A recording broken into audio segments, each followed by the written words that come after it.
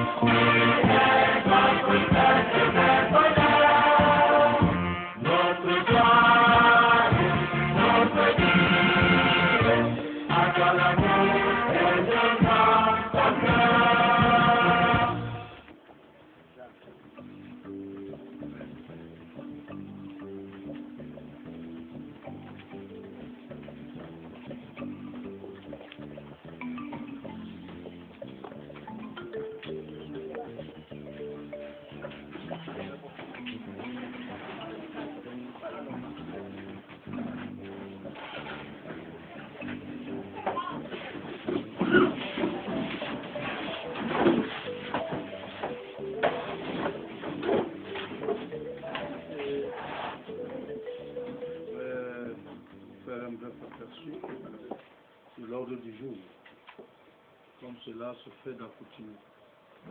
Effectivement, nous venons d'assister à l'hymne national. Je vais introduire, pour faire part d'espoir du contexte qui nous réunit aujourd'hui ici. Je vais m'appuyer sur certains aspects en ce qui concerne la désignation d'un chef. Éventuellement, on pourrait peut-être vous faire un bref aperçu de ce que le législateur camerounais aura prévu en matière de désignation d'un chef traditionnel. Et nous souhaiterons de vous avoir, n'est-ce pas, l'historique du village d'Orbon. Parce que comme vous le savez si bien, c'est un village qui aura peut-être existé. Nous, aujourd'hui, nous souhaitons avoir une idée précise de l'historique de ce village-là. Et je pourrais te donner la parole à qui voudrait la prendre.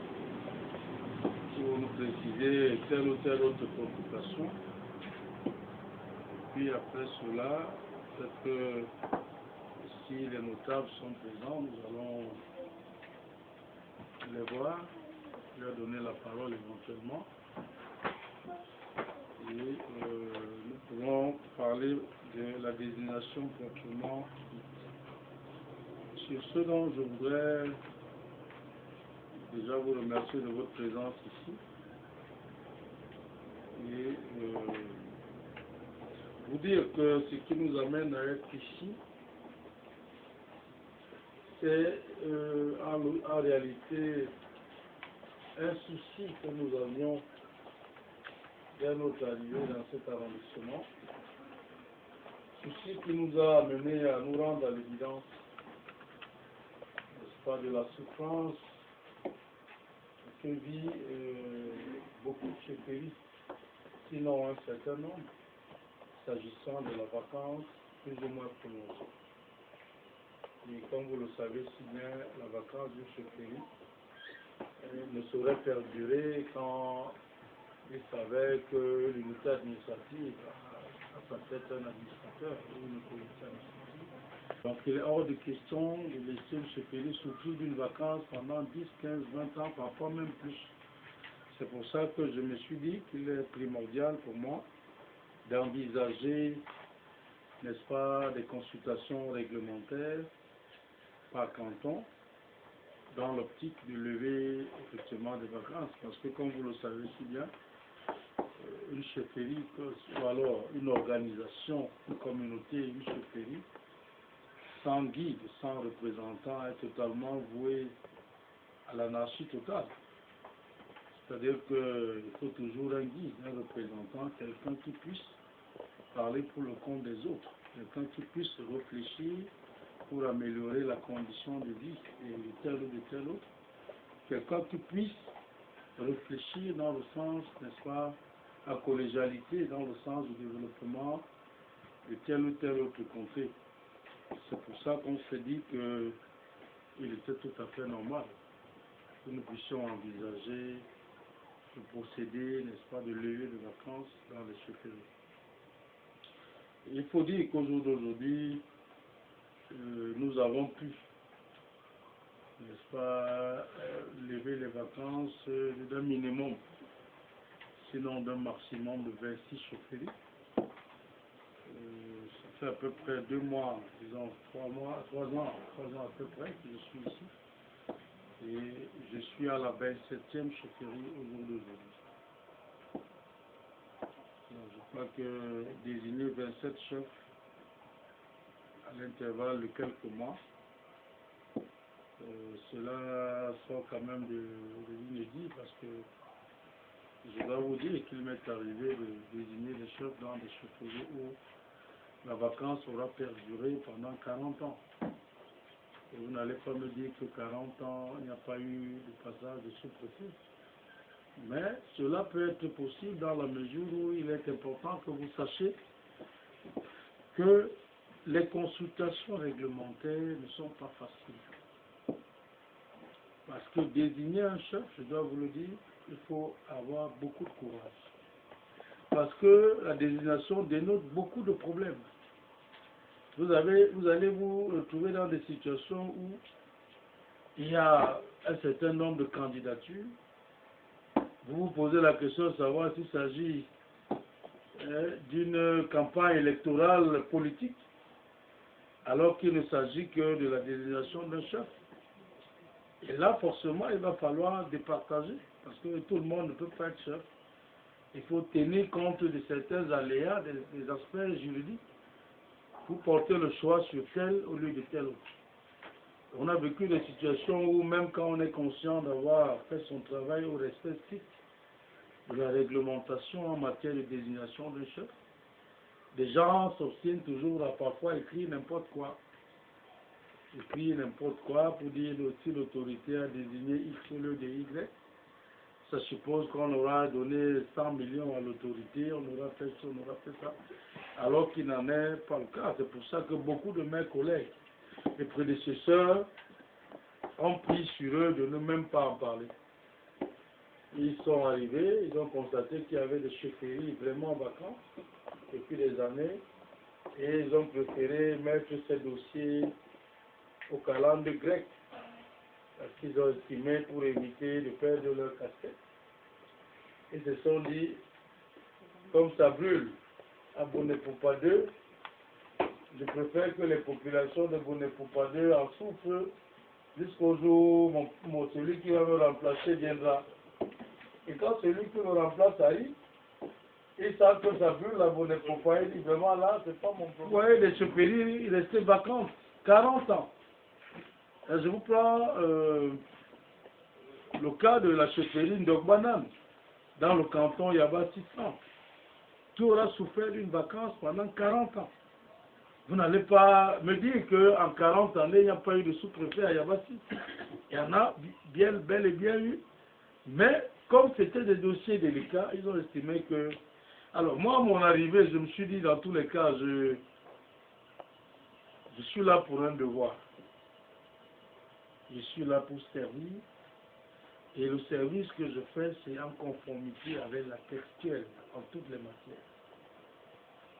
J'ai donc pris sur moi de lever ces vacances. Si je vous parle de 26 chefferies, nous sommes à la 27e. Je ne suis pas sûr que Macron François ou Mahen, je ne suis pas sûr que ou M. Auton, Sa Majesté, personne de vous ne pourra me dire qu'il y a cela 20 ans qu'un sous-préfet aura fait ce record.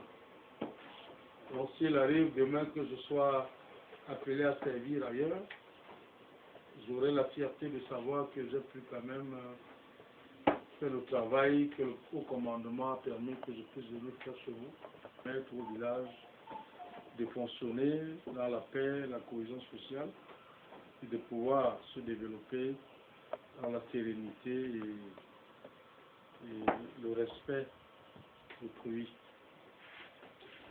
Alors, en ce qui concerne l'objet principal de ce jour, je voudrais préciser que en date du 24 septembre 2013, le sous-préfet que je suis, j'ai été saisi par une association appelée Nouvelle Dynamique Ndogbon qui souhaitait des consultations réglementaires dans l'optique de désigner un chef. Et pour répondre à leur sollicitation qui m'a semblé louable,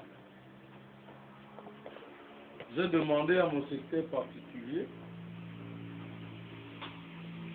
de bien vouloir porter à l'attention des intéressés de nous présenter l'acte de création de la dite chefferie avant qu'on ne puisse envisager toute consultation réglementaire. Nous étions le 24 septembre, c'est-à-dire 2 mois bien avant. J'ai reçu la correspondance du préfet du département Mikam me demandant, suite à la correspondance des intéressés, effectivement, me demandant de procéder. Je voudrais que les chefs soient attentifs, parce que c'est des points qui me semblent importants. J'ai donc reçu une correspondance du préfet, qui est ma hiérarchie, en date du 11 juillet, me demandant de procéder aux consultations réglementaires dans le village de Ndogbon. Bien. Je dois préciser que il m'est arrivé de recevoir les concernés dans mon cabinet et il m'est arrivé de leur dire que pour que le sous-préfet que je suis, je me déplace en tenue de commandement comme celle que j'aborde aujourd'hui, il est question que je procède à une désignation des droits et non de fait. Je dis de droit parce que pour que je puisse me déplacer, il est question pour moi d'avoir un acte administratif de création de la chefferie concernée. Bien. Et je voudrais vous rappeler que cet acte au jour d'aujourd'hui, je ne l'ai pas eu. Mais je suis quand même là. Vous allez me poser la question de savoir pourquoi. Je n'ai pas eu cet acte parce que les concernés ne me l'ont pas présenté et je me suis rendu à l'évidence que nous sommes ici en face d'une chefferie de fait. Certes, j'ai parcouru un certain nombre de documentations qui m'ont laissé croire que cette chefferie aura existé. Parce que j'ai même la liste des chefferies de l'avancement dont j'ai la charge, où le village, effectivement, de Bon existe. C'est bien ça, non, monsieur? Mais je dois dire que beaucoup de villages ont existé. Il y en a qui ont existé de fait et non de droit. Le village existe de fait quand on sous-entend qu'il y a une communauté qui existe, qui vit quelque part, et qui ont pour représentant un leader, ou ce qu'on appelait dans le temps un collecteur d'impôts. Du fait qu'on ait le collecteur d'impôts, qui est une création administrative. Et la création administrative permet aux 10 villages d'avoir un acte de création pour que cette chefferie puisse être reconnue de droit et non plus de fait. Je ne sais pas si je me fais comprendre. Bien. J'ai eu à convoquer, vous vous rappelez, non, les chefs des villages mitoyens pour qu'ils me disent si effectivement ce village, je me rappelle que je me suis entretenu avec Sa Majesté Mako, qui m'aura même dit qu'il est le petit-fils de ce village, ou quelque chose comme ça, ou le neveu. Je me suis entretenu avec Maën et le Mouton, où ils m'ont dit non, le village a existé. Le village a existé, mais il n'est pas un village reconnu administrativement. Jusqu'aujourd'hui, puisque je n'ai pas d'arrêté devant moi. S'il n'y a pas eu un jour que je vienne présider à la succession de Sa Majesté Mako Kabone Kupa II, pour que cela soit possible, il va falloir que je vienne et que je puisse me rendre à l'évidence de l'arrêté qui précise que ce village aura existé de droit. Mais il y a des aspects qui m'ont amené à programmer la consultation d'aujourd'hui. Ces aspects sont liés à l'engouement, à la volonté, à la reconnaissance de l'appartenance à une contrée des fils et filles du village de Bon. Parce que vous savez qu'on a vécu une situation ici des zones rurales où nos populations se sont complètement vidées pour des grandes agglomérations. La chance ou la malchance que nous avons ici, c'est d'être à proximité, n'est-ce pas, de la grande agglomération qu'est Douala. Donc beaucoup de nos populations, sous la pression du maquis, du phénomène de sorcellerie, de ci ou de ça, se sont retrouvés à Douala. Et au jour d'aujourd'hui, les fils et filles d'Orbon, se reconnaissant natifs de ce village, ont manifesté une volonté accrue de revenir chez eux. ce qui me semble tout à fait légitime. Ce qui me semble tout à fait légitime et ce qui, selon moi, me semble être encouragé. Parce que nous savons que, vous allez m'excuser, mais c'est une vérité vraie, que nous avons beaucoup de Yavassiens qui ont de la peine à se reconnaître fils d'une cam, encore moins fils de village d'Orbon, ou de Bonepoupa, ou de Mangoulé, ou de Mamba, ou de Bonepoupa 1. Vous savez que nous avons des fils qui font la fierté des grandes contrées que sont Douala et Yaoundé. Vous arrivez au monde des villas, des châteaux appartenant aux Yavassiens, mais qui se disent de manière regrettable Douala, qu'ils se reconnaissent non pas fils d'une cam, encore moins de Yavassi. Vous comprenez? Ils sont nombreux.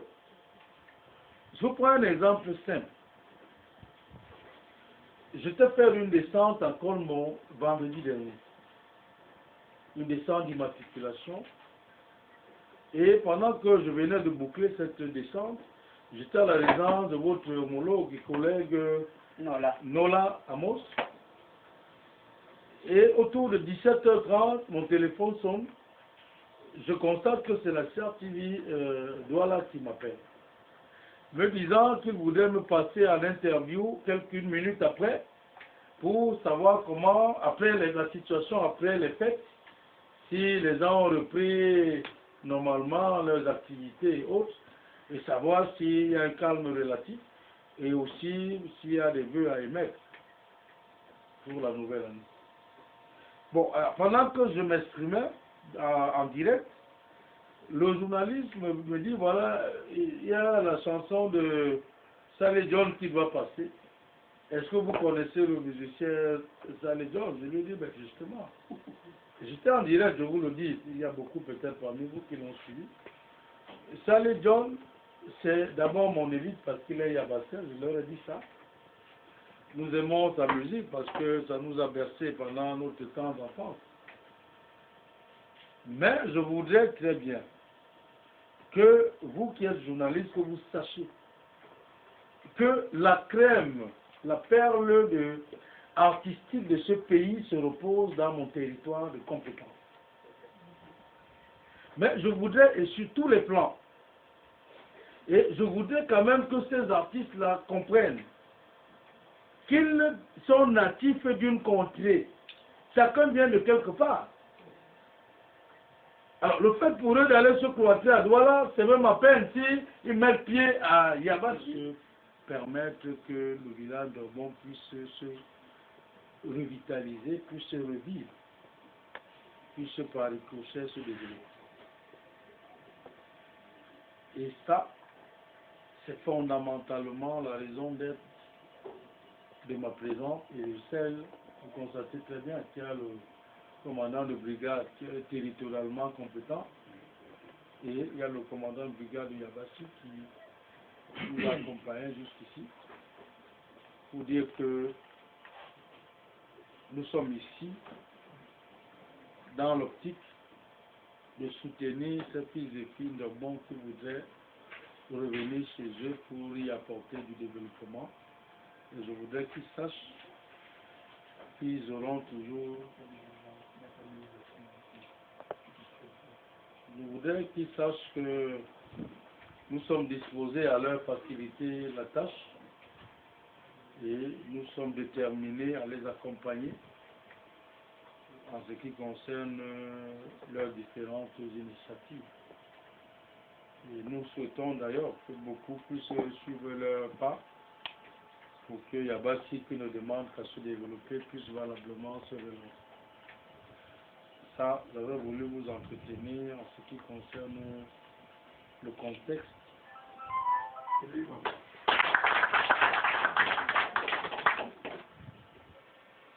Avant de vous donner la parole, pour nous faire un bref aperçu en ce qui concerne l'historique du village d'Orbon, je vais demander à mon secrétaire particulier de nous faire lecture de ce que du décret 77 pour nous permettre d'être en phase et de comprendre ce que Constante organisation de chefferie traditionnelle. Le président de la République, vu la construction de 2 grands chantiers, modifiée et complétée par la loi numéro 50 par 1 million mai 13, puis la loi numéro 7 par et du 10 décembre 260 sur la reconnaissance des chefs traditionnels, ensemble des textes modificatifs successifs. Vous le décret numéro 112 par 349 du 24 mai 242 contre l'organisation collective. Vous le décret numéro 112 par 422 du 26 août 270, modifié et complété par le décret numéro 116 par 147 du 10 avril 235 qui charge l'attribution des chefs de cette construction administrative sur les organismes administratifs chargés de l'action dans le défi de leur fonction. Puis l'arrêté numéro 243 du 4 février 233 qui change le statut des chefs de finir. En charge des textes législatifs décret. Chapitre disposition générale. Article 1er. Les collectivités traditionnelles sont engagées en chefferie conformément aux dispositions du présent décret. Article 1. La chefferie traditionnelle est organisée sur une base territoriale. Elle comporte 3 degrés hiérarchisés suivants. Chefferie de premier degré, chefferie de deuxième degré, chefferie de troisième degré. Et de premier degré, toute chefferie dont le territoire de compétence recouvre celui d'au moins 2 chefferies de deuxième degré. Les limites territoriales n'excèdent pas en principe celles d'un département. Et de deuxième degré, toute chefferie dont le territoire de commandement englobe celui d'au moins 2 chefferies de troisième degré. Les limites n'excèdent pas en principe celles d'un arrondissement. La chefferie de troisième degré correspond au village, ou quartier en milieu rural, ou quartier en milieu urbain. Article 3. Nonobstant les dispositions de l'article 3 ci-dessus, l'autorité compétente peut classer une chefferie traditionnelle au deuxième degré, faisant notamment de son importance démographique ou économique. Article 5. Toute chefferie, chaque chefferie porte la dénomination consacrée par la tradition. Toutefois, l'autorité compétente peut lui conférer, le cas échéant, une nouvelle dénomination.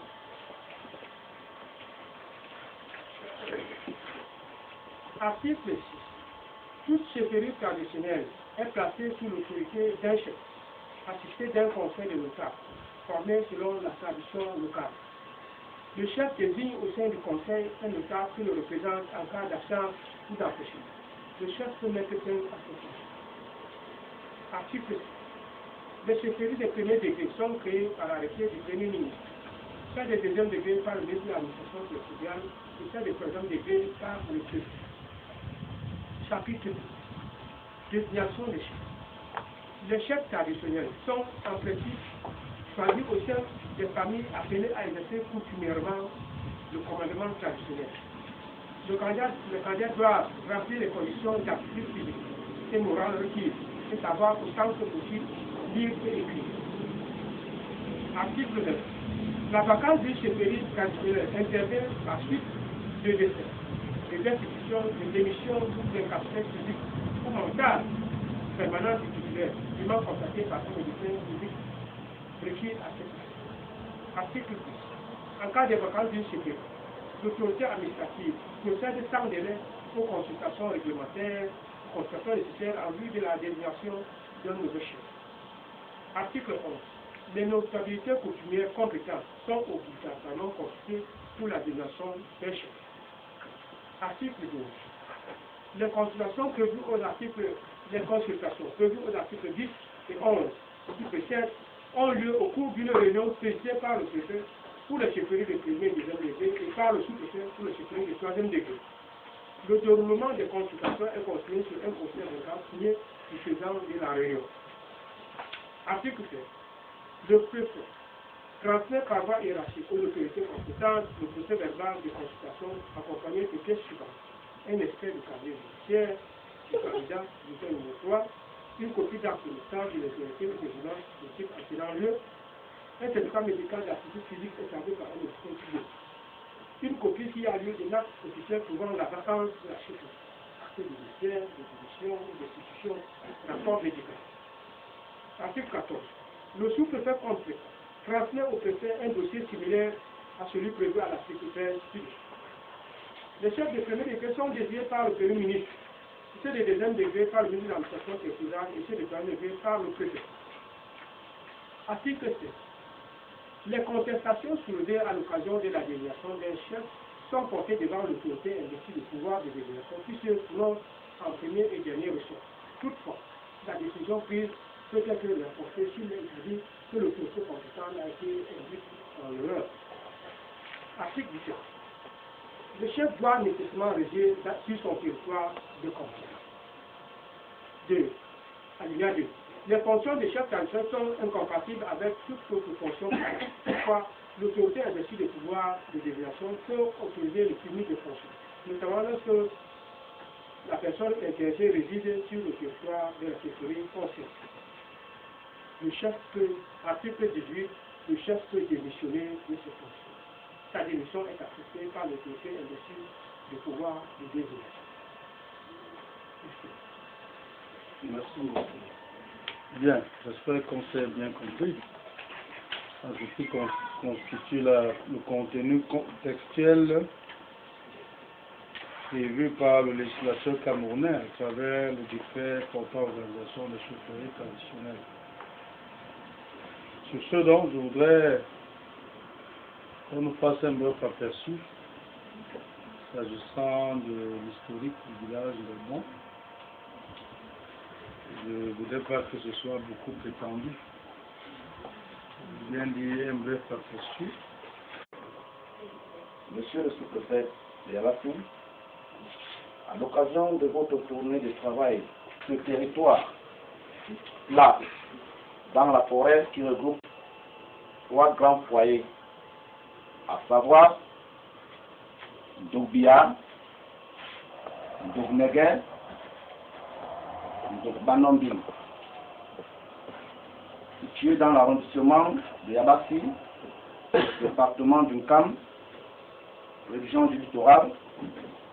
C'est un village qui occupe une fonction stratégique qui est entouré de part et d'autre par les villages Ndognyam, Ndombang, Ndognkor, Ndogbe, pour former le canton d'Okama, dissous le 11-8-1948.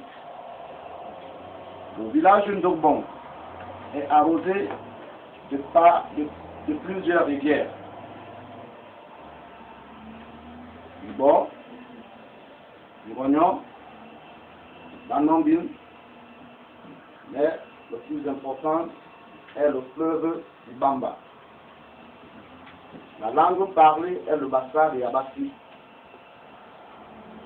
C'est un privilège naturel pour Bendogbon.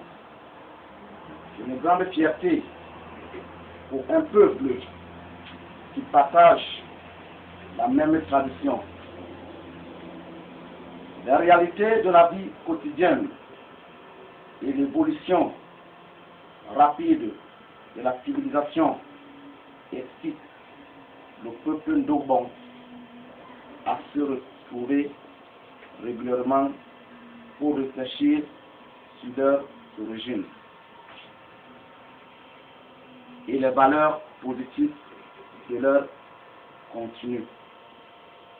Notre village regorge à son sein tout natif aujourd'hui, disséminé dans le monde entier.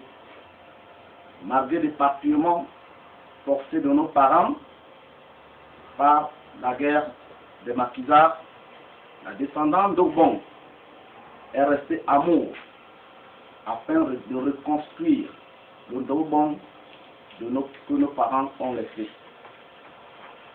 Le 3 avril 2008, les fils, filles, petits-fils et filles d'Ogbon se réunissent sous l'association Nodibo, appelée Nouvelle Dynamique Ndogbon, qui a été légalisée à Yabassi le 7 juillet 2012, décide de réhabiliter leur chefferie.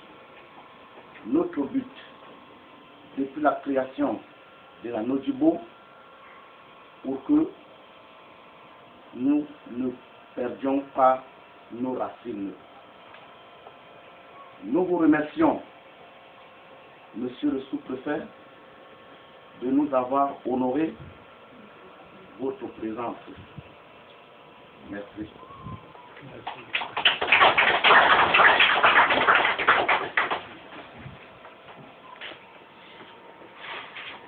Bon, nous venons d'être assez édifiés en ce qui concerne l'historique du village, qui constitue une zone en termes de territorialité stratégique. Et on s'est rendu à l'évidence à travers l'émotion de ces propos que nous étions les pesanteurs de la nature. Il a parlé, n'est-ce pas, du phénomène de maquis et autres. Donc, bon, serait au jour d'aujourd'hui chez eux. Ils auraient pu faire développer leur village. Mais on dit souvent mieux vaut tard que jamais. C'est la raison pour laquelle nous avons pu nous déplacer au jour d'aujourd'hui pour non seulement que ce village puisse davantage être organisé et que ce village puisse avoir un guide, un représentant qui devrait pouvoir avoir une ouverture d'esprit à l'effet de penser au devenir, n'est-ce pas, de votre village. Alors, quelqu'un semblait me dire qu'il aura fait la connaissance du défunt chef et qu'il peut valablement nous faire un bref aperçu, n'est-ce pas, de la personne du chef, de sa manière de servir. Je suis le fils d'Obo. Ce papa, nommé Bani Bija, est le frère à mon défunt frère, comme il est aussi le papa Jacques Bani. C'est lui qui était le chef d'Obo à l'époque. De 1952-1953, vu que moi, je n'ai pas seulement vécu à Ndongbon, papa a vite quitté le village avant les maquis. Mais papa retournait toujours à payer l'impôt là-bas. Parce qu'il s'agissait que les chefs du village recueillent les impôts. Partout où quelqu'un est, il retourne son argent d'impôt là-bas.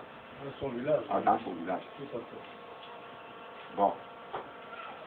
Après, lorsqu'il y a eu des mouvements, papa Bani Jacques a laissé le village d'Obon parce qu'il fallait fuir. Il ne fallait pas laisser contre-gorge. Avec sa famille, il est venu tomber en Dokama. Jusque-là, mon père Thomas et d'autres recoupaient toujours leur argent et envoyaient à Bani pour aller verser à Yabati. Bon. À un moment donné, il a fallu qu'on départage les villages. C'est là où nous nous sommes mis à donner notre argent à Bonepoupa par le premier chef qui a été nommé Epoupa. Donc, je reconnais que Papa Bani Bija était le chef du village de Ndobon. De ces populations. Est-ce que c'était un chef rassembleur? Est-ce que c'était un chef un peu réticent? Est-ce que c'était un chef aimé par ses sujets? Il rassemblait les trois villages, les trois foyers. Oui. Les trois foyers que je voudrais dire, Ndobnere, Ndobanombi, Ndobia. Il était un rassembleur. Il les regroupait, même parce qu'à ce moment, il n'y avait pas des caterpillars, je voudrais dire. Il fallait racler les routes. Si le préfet, comme vous venez aussi aujourd'hui, chaque village prend un côté, sa partie, il vient rejoindre à l'autre partie. Il organisait ces populations.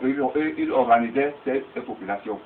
De telle manière que même les travaux comme il n'y avait pas la vente de nourriture, il leur disait qu'il fallait travailler, seulement c'est pour manger. Donc c'était un chef en définitive qui pensait aux autres, qui ne pensait pas qu'à lui. Il ne pensait C'était pas. un vrai chef de famille. Oui. Il avait une bonne relation avec les autorités administratives. Oui, même avec les autorités administratives. Il n'y avait pas... Il n'a jamais eu de dossier disciplinaire? Non. Il n'a jamais eu de problème avec la hiérarchie? Non, non. Il n'a jamais été blâmé? Blâmé, un jour. Voilà, merci. Merci beaucoup, hein. Vous nous avez assez édifié là. Est-ce que quelqu'un aurait autre chose à ajouter par rapport à ce qui a été dit? Oui, moi je suis. Je suis aussi l'un de ceux qui étaient déjà nés quand nous sommes à la lecture. Et que moi-même, je ne suis pas né ici. Je suis né là. Et donc c'est que quand le papa nous racontait l'histoire, il nous disait, parlait de ce qui s'est passé avant. Je me souviens quand il parlait des chefs qui n'avaient jamais eu de problème d'impôt, il parlait de ça. C'est ce que je peux expliquer. Parce que avant, beaucoup de nos chefs avaient eu des problèmes à cause de la dame d'impôt. C'est un exemple. C'est un exemple que, comme je me souviens que mon père nous racontait de tout, avant même peut-être que nous parlions l'histoire. C'est le défunt chef, Bani Isaac était un exemple. D'abord rassembleur et qui avait l'amour du prochain vis-à-vis de ses sujets, de sa population, mais qui semblait être en phase avec sa hiérarchie, l'administration camerounaise, parce qu'il répondait favorablement aux missions qui lui étaient confiées, celle de collecter les impôts de l'État, et que jamais il n'avait eu de problème concernant le contenu, n'est-ce pas, de sa mission. Ce qui voudrait dire par conséquent que nous souhaitons que celui parmi vous qui devra présider aux destinées du village d'Obon puisse faire comme le défunt chef, sinon mieux. Parce que il va le faire conséquemment à la mémoire du défunt chef, qui aurait été quelqu'un de rassembleur, comme le patriarche l'a bien dit, quelqu'un qui pensait aux autres parfois avant de penser à lui-même. Donc, oui. Bonsoir, monsieur le sous-préfet. Monsieur, bonsoir. Ainsi que la population de Bon. Je suis Emmanuel Baptiste, Laura Batouba. C'est mon frère qui vient de parler là. Oui. Alors, père Banim l'a laissé son fils, Baban, Banim Jean, Oui. qui est resté dans son toit ici à Kama. Oui. Alors, il a été un chef qui a été exemplaire. C'est pourquoi son fils a suivi son exemple. Il a travaillé auprès du vrai chef de Kama, M. André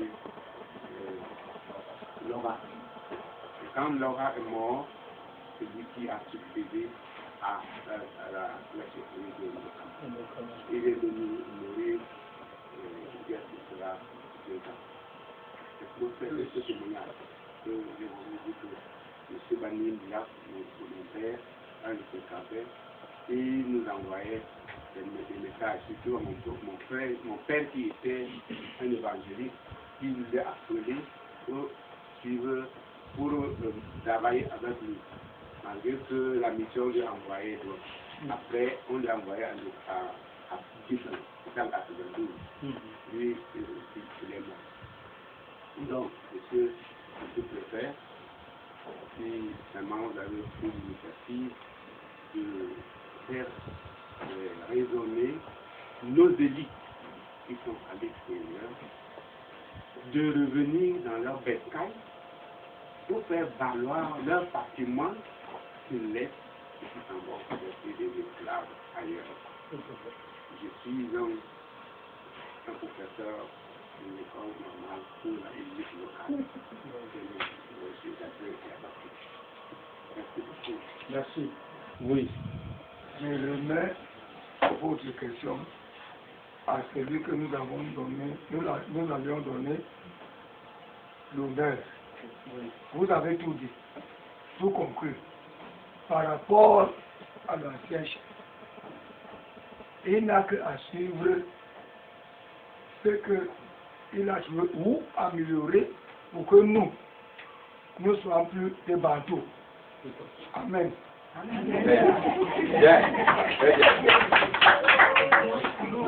Merci. Alors, j'aurais pu comprendre que la chefferie d'Ogbon était constituée de 3 foyers, c'est bien ça, non? Oui. Ndogbia, Ndogneke et Ndogba Nombi. On ne peut pas avoir le même thème vocal que vous. C'est compliqué. Mais on se comprend quand même. Voilà. Alors, est-ce que ces familles, toutes ces sensibilités sont représentées ici? Nous sommes là. Vous pouvez les voir. Présentez-vous. Présentez-vous.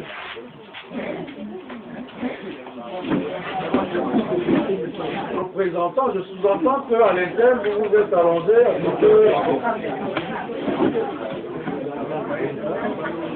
Vous présentez le foyer d'Okia. Vous deux.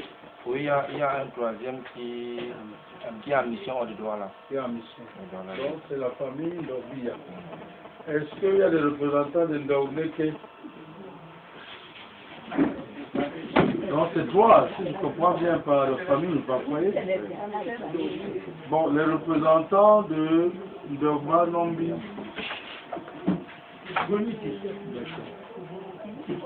Bien. Vous êtes en phase avec nous, hein, par rapport à ce qui se passe aujourd'hui ici. Et que vous êtes tout à fait d'accord que votre chefferie puisse être réhabilitée parce que elle aura existé. Elle aura existé. Et vous savez,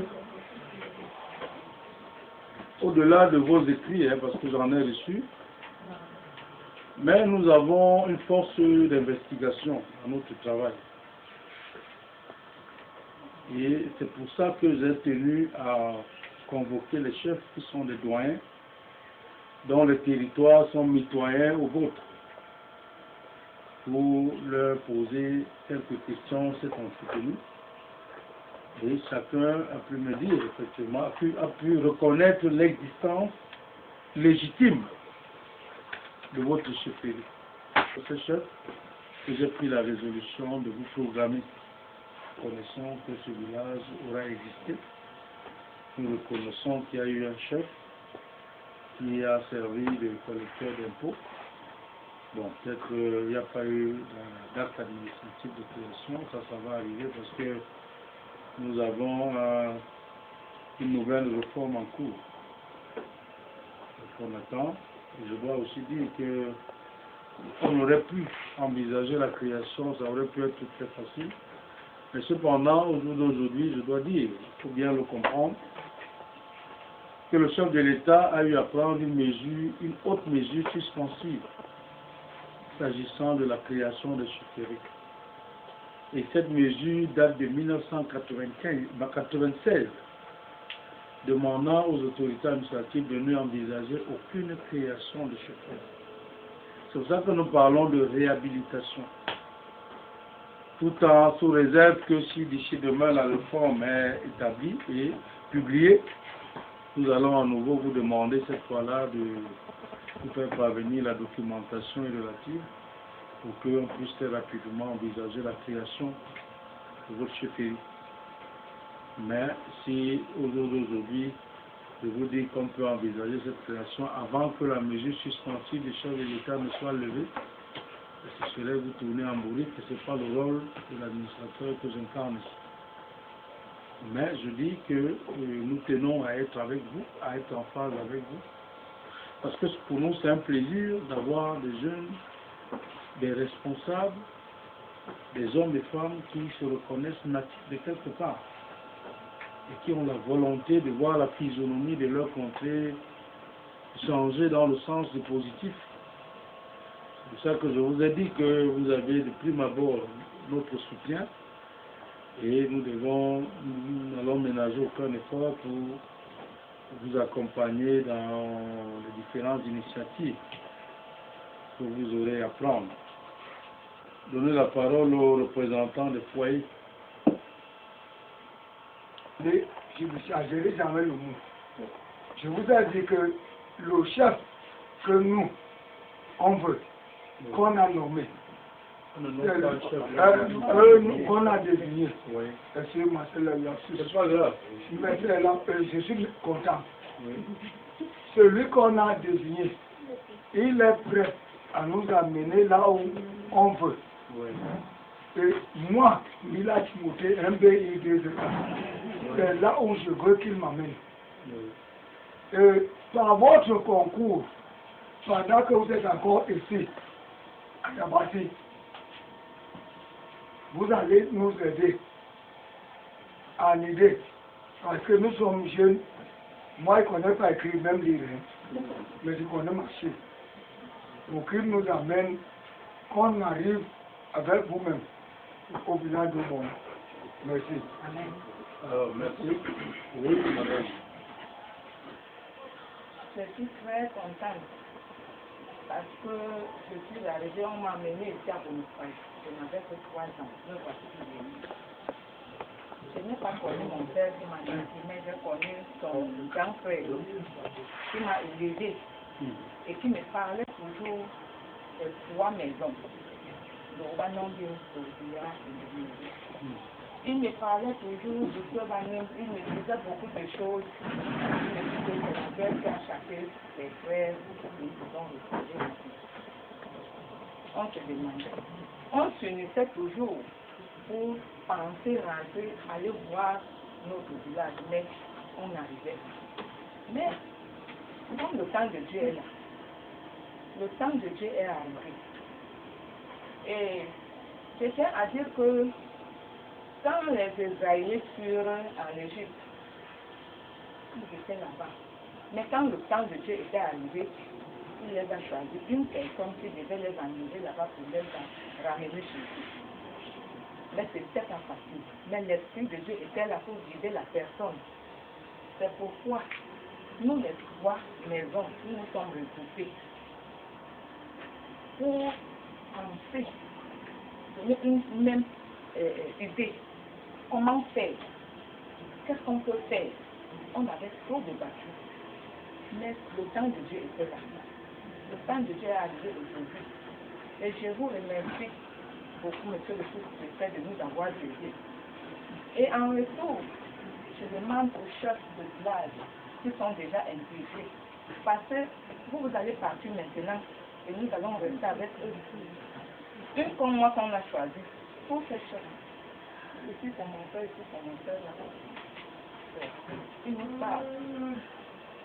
Moi, je ne sais pas ce que c'est que la notabilité, mais je sais que si je suis là et ils sont là, ils vont nous aider moralement, physiquement, en tout. Donc je tiens à leur dire de ne pas nous laisser. Et je tiens aussi à dire à mes frères et sœurs qui sont là derrière, parce que si on parlait de la notabilité, c'est une nomination. Quand on te nomme quelque part, tu as une caractère, si tu ne marches pas bien, on peut te mettre à l'écart. Donc, tous ceux qui sont là derrière, qui sont de la Nodipo, doivent mettre à leur tête. Ils peuvent aussi être notables un jour, parce que nous nous sommes seulement nommés. On ne nous est pas consacrés, mais on nous est nommés. Je suis en joie et je voudrais que tous mes frères et sœurs soient en joie pour la journée d'aujourd'hui. Parce que ici, nous sommes en train de présenter qui peut nous aider à arriver au point.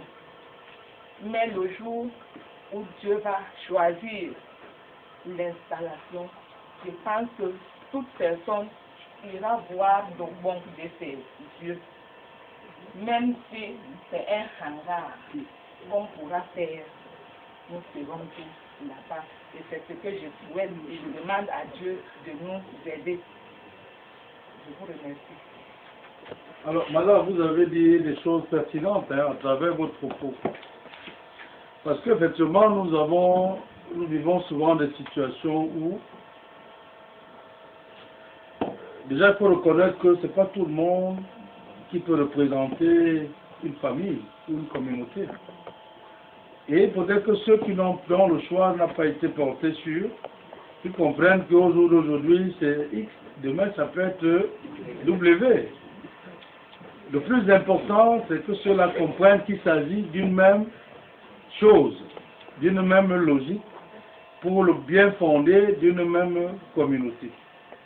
Donc pour ceux qui ne sont pas considérés comme représentants de famille ou de foyer, qu'ils sachent que demain, ils pourraient valablement être représentés ces foyers. Pourquoi ne même pas être chef aussi? Ça peut arriver.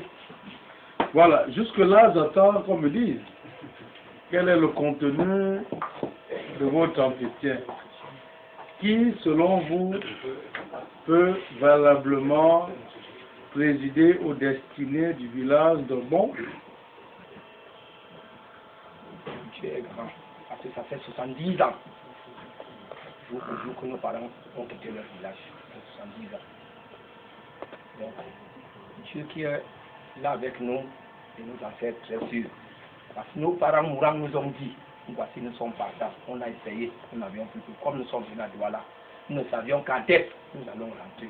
Moi, nous autres, nous prenaient par la main, que même si nous mourions, ne laissez pas le village. C'est ça que Dieu nous a fait voir ce jour. Moi, c'est Mania Kapo. Dieu nous a fait former nos dibos, nous guider pour que nous avions aujourd'hui. Nous sommes concertés. Que Dieu vous bénisse avec tous les efforts que vous avez consentis depuis que vous connaissez.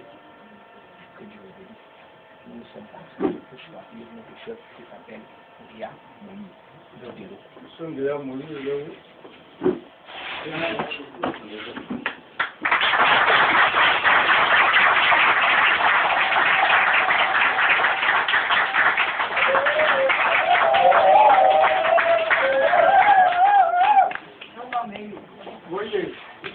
Mais applaudissez encore pour votre...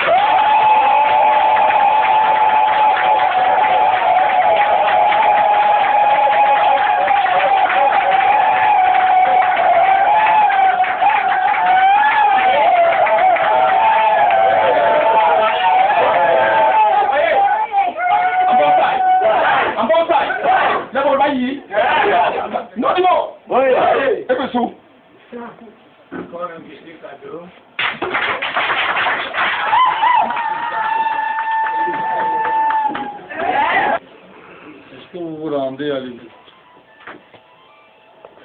Oui, pour l'instant, oui. Pour le futur, non. Bien. Vous saurez ce qui vous attend pour le futur. Vous aurez